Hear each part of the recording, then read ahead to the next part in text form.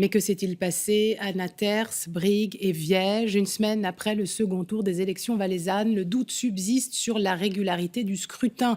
Les 3 communes au Valaisanne ont déposé plainte. Elles dénoncent une fraude. L'UDC du Valais romand a décidé de recourir contre les résultats des élections. Le parti veut empêcher la prestation de serment du nouveau Conseil d'État qui doit avoir lieu demain. Céline Brichet.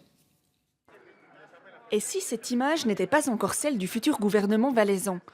Des cas de fraude électorale ont été dénoncés dans 3 communes du Haut-Valais. Des électeurs n'ont pas reçu leur bulletin et pourtant l'administration a enregistré leur vote.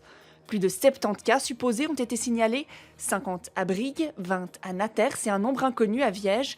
Une situation inédite en Valais qui pourrait bien conduire à un nouveau scrutin. La fraude devrait changer le résultat des élections. C'est ça une des conditions. Alors la question c'est, est-ce qu'on doit seulement le refaire sur le territoire où a lieu la fraude, ou est-ce qu'il faut le faire sur tout le territoire cantonal? Ça, c'est une décision politique, pour autant qu'elle sera nécessaire. Dans la course au Conseil d'État, Oscar Freisinger s'est fait devancer de plus de 2000 voix par Frédéric Favre. Par contre, certains sièges du Grand Conseil ne se sont joués qu'à quelques suffrages. Ça, pour nous, c'est inacceptable. On est dans une démocratie, on est en Valais en 2017. On n'est pas dans une dictature africaine.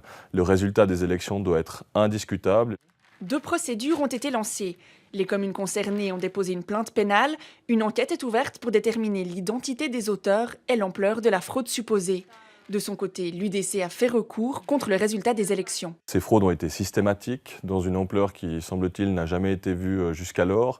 Elles auraient pu concerner aussi peut-être le premier tour des élections, donc peut-être aussi les élections au Grand Conseil. Alors là, le délai de recours est échu, donc les partis politiques ne peuvent plus influencer sur cette élection-là. Par contre, pour le deuxième tour, là, on est encore dans les délais.